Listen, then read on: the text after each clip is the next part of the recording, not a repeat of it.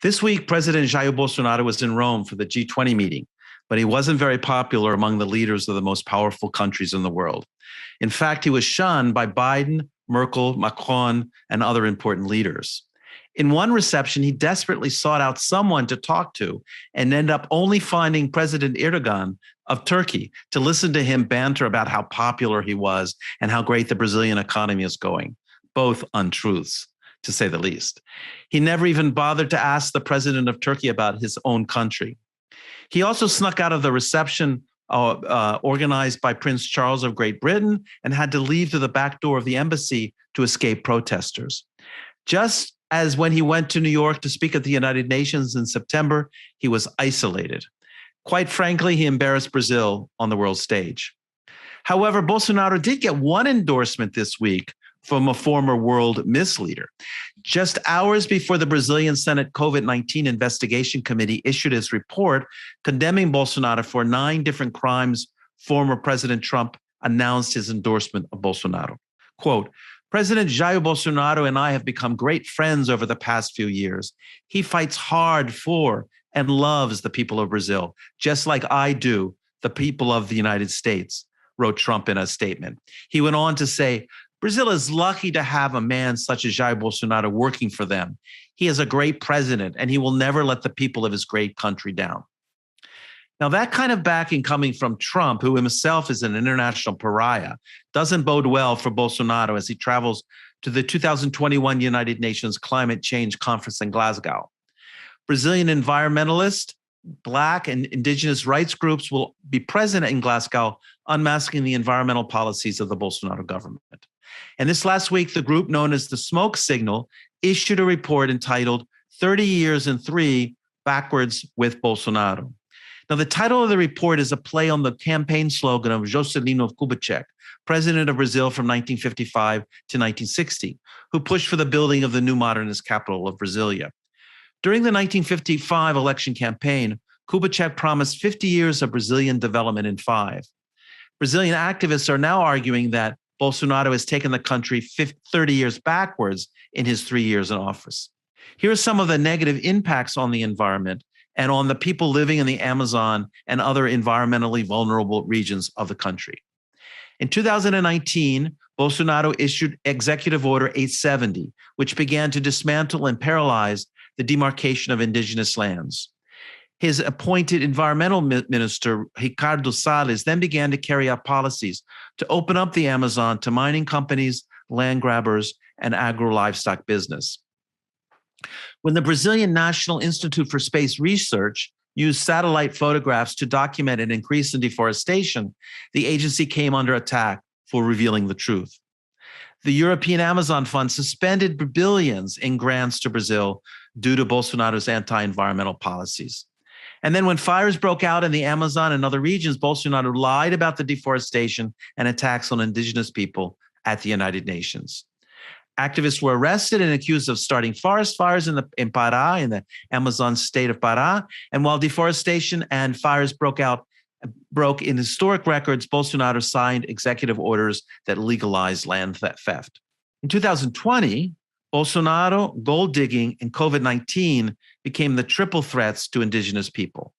Bolsonaro dismantled government protections, accelerated deforestation, discussing this explicitly at a cabinet meeting when the environmental minister, Salles, stated that while people were distracted by COVID-19, the government would open the gates to the cattle herd, that is, support increased mining and agribusiness on protected lands. While more burning of the forests led to smoke from fires covering the country, once again, Bolsonaro lied about deforestation and attacks on indigenous people. Brazilian emissions increased due to deforestation, and the government invented creative accounting to argue that there was a decrease in emissions. And then this year, 2021, with the support of Bolsonaro, the Agribusiness Caucus began to shape clearly legislation in the House and the Senate. It was discovered that Environmental Minister Salles was involved in illegal timber sales, and he was forced to leave office. A bill was approved in the House dismantling the environmental licensing law.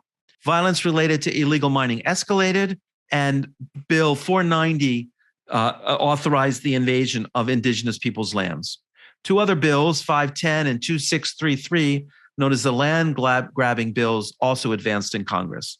And once again, Bolsonaro lied about deforestation at the United Nations. There's been a sharp increase in land-related conflicts and deaths, reflecting the Bolsonaro government's incentives to commit environmental crimes.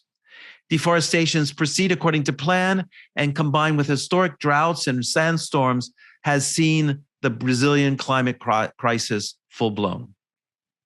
The government response to the Ministry of Foreign Relations is to argue that everything is just great.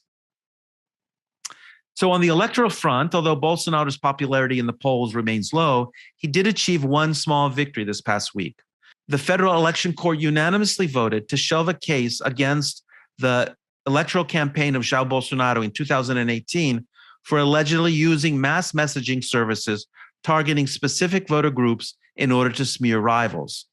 The judge found that there was not enough evidence to prove the link between the campaign and the firms involved in the scheme. But then they impeached Paraná state lawmaker Fernando Franceschini for telling social media followers in 2018 that Brazil's electoral voting machines were rigged to stop Bolsonaro from winning the elections, although he went on to do just that. Sound familiar? Fake news about election fraud to explain electoral defeat? Stay tuned. That's probably what Bolsonaro will be doing in the 2022 elections. Now, despite this partial win, Bolsonaro faces other problems. The Attorney General received the report of the COVID-19 Senate Commission and has set up a committee to study it. The question is whether this is a tactic to stall and let the clock run out, or whether it actually means indictments will be issued against Bolsonaro as recommended by the report. And finally, did you ever see the musical Les Miserables, based on the novel by Victor Hugo? The musical begins when the protagonist, Jean Valjean, is released from prison for stealing bread to feed his starving sister and her family. He is pursued by an evil police commissioner and shows his valor and courage throughout the story. Well, in Porto Alegre, the capital of the southernmost state of Rio Grande do Sul, the high unemployment rate of 14% and the increased hunger that millions are facing is creating the plot for another episode of Les Mis. This last week, the police arrested two people who were sifting through garbage which a supermarket had thrown out and were arrested for illegally entering the area and stealing the food. It is the sad sign of the times in Brazil when the poverty and hunger have returned after years of social programs that dramatically close the inequality gap. In fact, a report by the Brazilian Pediatric Society has shown that 44% of the deaths caused by respiratory problems, infections, and parasites among children in Brazil from the age 0 to 6 are preventable. And in another report issued this week, there was a 61% increase in the murder of indigenous people in the first 2 years of the Bolsonaro government, rising from 113 to 183. I'm sorry to end on such a sad note, but unfortunately, that's the state of news coming out of Brazil these days. See you soon for more of Brazil Unfiltered. You can follow me on Twitter at James N. Green. And if you're watching me on YouTube and you know someone else interested in Brazil, please tell them about the program. And don't forget to subscribe. I'll be here every week commenting on what's going on in Brazil. I hope you are enjoying our weekly Brazilian news updates. This week, I interviewed Oliver Stunkel for the channel. We had a fascinating conversation about the complicated place Brazil finds itself in the world today. I highly recommend you check it out.